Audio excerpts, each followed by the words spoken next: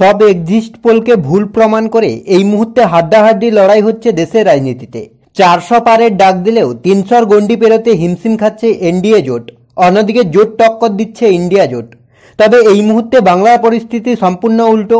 35 পারের ডাক দিয়েছিল বিজেপি, তবে এই মুহূর্তে সিঙ্গেল ডিজিট ক্রস করতেই হিমশিম খাচ্ছে গেরুয়া শিবির।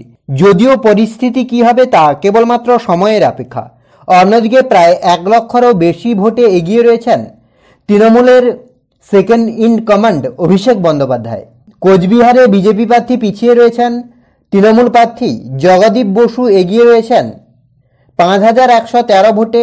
অন্যদিকে রানাঘাট লোকসভা কেন্দ্রের সেকেন্ড রাউন্ডে এগিয়ে রয়েছেন জগন্নাথ সরকার, পিছিয়ে রয়েছেন মুকুটমণি অধিকারী।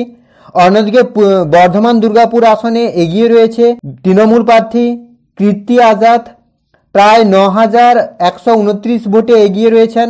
কাঁথিতে এগিয়ে রয়েছেন বিজেপি প্রার্থী সৌমিন্দু অধিকারী, তবে খুব সামান্য ভোটে এগিয়ে রয়েছেন তিনি।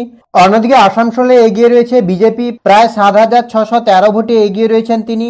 অন্যদিকে বীরভূম পুরুলিয়াতে এগিয়ে রয়েছেন তৃণমূল। আপনার অভিজিৎ গাঙ্গুলি প্রায় হাড্ডাহাড্ডি লড়াই করছেন, কখনো দেবাংশু ভট্টাচার্য এগিয়ে থাকছেন, আবার কখনো পিছিয়ে থাকছেন।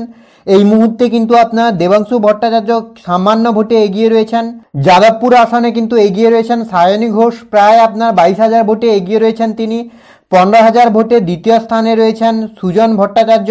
বর্তমানে দেশের লোকসভা নির্বাচনে প্রায় 300 আসন নিয়ে এগিয়ে রয়েছে এনডিএ, 220টি আসন নিয়ে এগিয়ে রয়েছে ইন্ডিয়া এবং 23টি আসন নিয়ে এগিয়ে রয়েছে আদার্স।